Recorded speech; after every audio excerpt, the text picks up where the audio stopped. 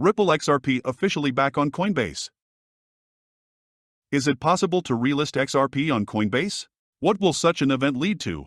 We will answer these questions in today's video. The current price of XRP for today is $0.35 and the trading volume for 24 hours is $136,000,000 We are updating our XRP price in US dollars in real time.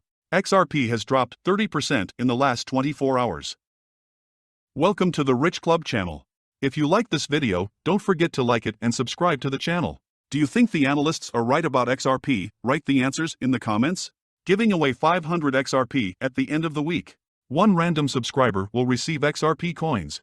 Take a look at the instructions in the comments section. All you need to do is write the word XRP, watch the video to the end to like and subscribe. The Relative Strength Index, RSI, has not been definitive over the past few days.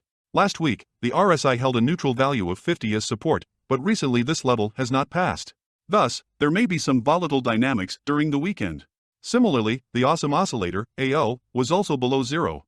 He has not yet shown a strong bearish impulse. The A/D line had a resistance zone that was directly overhead and was indicated by two dotted white lines. If A/D can overcome this region, it will be a sign of sustained demand for the XRP rally. The Directional Movement Index, DMI, showed the absence of a strong trend. ADX, yellow, it was at level 20, ADI just above the 20 mark. Technically, this indicated a bearish trend, but in general meant the absence of a significant trend over the past few days.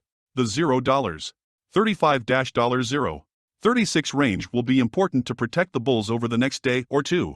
The formation of a lower low below this area will signal bearish strength. Momentum indicators were inconclusive on the lower timeframes. Bitcoin could also strongly influence the direction of XRP in the near future. Unexpectedly for everyone, Ripple and the Securities and Exchange Commission publicly filed petitions for summary trial over the weekend, although they were expected only today, September 19, 2022.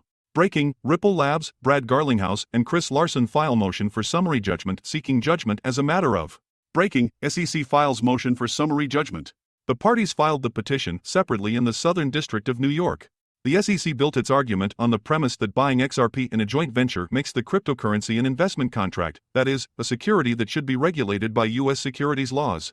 In addition, the SEC claimed that Ripple lured many investors to buy XRP, making them believe that they would make huge profits in the future, thereby implying that the cryptocurrency is a security. On the contrary, the defendants Ripple, Chris Larson and Brad Garlinghouse said that regulators could not prove that investors bought XRP, relying on the company to help them make a profit, since there was no agreement. According to Ripple's lawyers, token holders usually profit from the asset due to the forces of supply and demand. Based on this, XRP holders have no right to claim profits from Ripple. In addition, they cannot accuse the company of any violation if it does not profit from XRP, Ripple added. Ripple executives and observers of the case have already expressed their opinion on the petitions filed. According to Garlinghouse, CEO of Ripple, it is obvious that the SEC is not interested in applying the law in this case, adding, they want to redo everything in an unacceptable attempt to expand their jurisdiction far beyond the powers granted to them by Congress. Today's filings make it clear the SEC isn't interested in applying the law. They want to remake it all in an impermissible effort to expand their jurisdiction far beyond the authority granted to them by Congress. Ripple General Counsel Stuart Alderoty also commented on the developments, saying that the SEC has not yet identified any investment contracts after 2 years of litigation. The SEC cannot satisfy a single point of the Supreme Court's Howey test. Everything else is just noise, Alderoty added. The day is finally here. Our motion for summary judgment is public. You can view it here. Similarly, attorney Jeremy Hogan, a partner at the law firm Hogan Hogan, said that the Securities and Exchange Commission is now in big trouble after a recently filed motion for summary judgment. I just read the summaries, and the SEC has a couple of big problems. 1.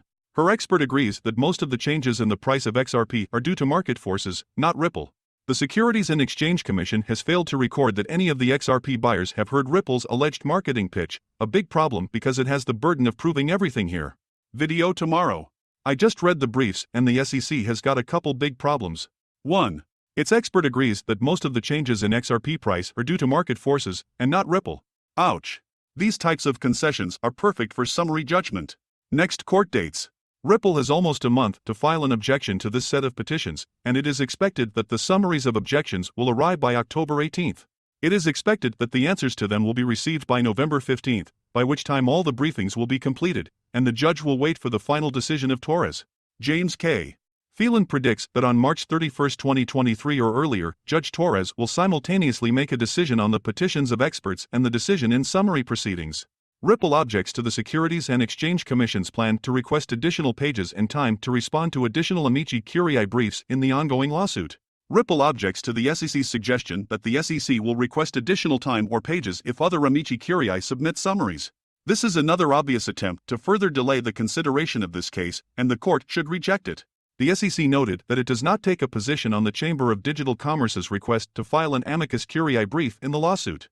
However, if attorney John Deaton submits his own amici curiae briefs, the SEC said it would take more time and pages to respond to the amicus briefs. Although Ripple does not object to the Chamber of Digital Commerce's request to file an amicus brief, the blockchain company is categorically opposed to the SEC's suggestion that it will take more time and pages to object to additional summaries. According to Ripple, the comment is a deliberate attempt by the SEC to further cause unnecessary delays in the lawsuit. This is another attempt by the SEC to further delay the case, and the court should reject it, Ripple said in the letter. Ripple noted that it is not surprising that several amici curiae are trying to file a summary in the lawsuit, because the SEC's overboard theory about what is considered a security threatens to unreasonably expand its powers beyond what is authorized by Congress. The blockchain company added that the court has already set limits on the number of pages for amici summaries and objections and cannot simply provide additional pages for responding to arguments. The SEC is free to use the space already allocated in its opposition and respond to briefings to consider the arguments put forward by amici, and to do so in accordance with the already established briefing schedule, as are the defendants. The court should not satisfy the SEC's request, Ripple added. However, if the court grants the SEC's request, Ripple said the changes should also apply equally to both parties. The litigation between the Securities and Exchange Commission, SEC, and Ripple entered the phase of summary proceedings, when the parties began to file petitions for a summary judgment. According to lawyer James K. Phelan, yesterday the parties filed petitions for a summary judgment. All documents are filed classified, because the judge has not yet decided to what extent they can be disclosed to the public. Ripple and individual defendants, Chris Larson and Brad Garlinghouse, filed not only petitions for summary judgment, but also filed a legal memorandum in support of the summary judgment. According to Phelan, Ripple also filed an application under Rule 56. 106 proofs and a declaration of a statement made by Michael K. Kellogg, a famous American writer. The Ripple defendants filed with the seal of the seal a motion for summary judgment, a legal memorandum in support of the motion for summary judgment, a statement under Rule 56. 1. A declaration by Michael K. Kellogg and 106 exhibits. Similarly, the Securities and Exchange Commission also filed a motion for summary judgment against Ripple and individual defendants, also classified. The Securities and Exchange Commission also filed a sealed copy of the statement attributed to Daphne A. Waxman, senior legal representative of the Cyber Division of the Securities and Exchange Commission's Enforcement Division. In addition, the SEC sealed about 400 exhibits, according to the calculations of lawyer Phelan. Attorney Phelan stated that the Securities and Exchange Commission also filed a memorandum of law supporting summary judgment and a Rule 56. 1 statement, along with statements by Jorge G. Tenrero and Layden F. Stewart. Since then, the SEC has filed its memorandum in support of its motion for summary judgment, statements by Jorge G. Tenrero and Layden F. Stewart, a statement on Rule 56. 1, as well as hundreds of additional documents. Screenshots of the documents are below. It is noteworthy that all these petitions were filed yesterday under seal, classified, until the parties meet and confer to determine the necessary corrections that will be made.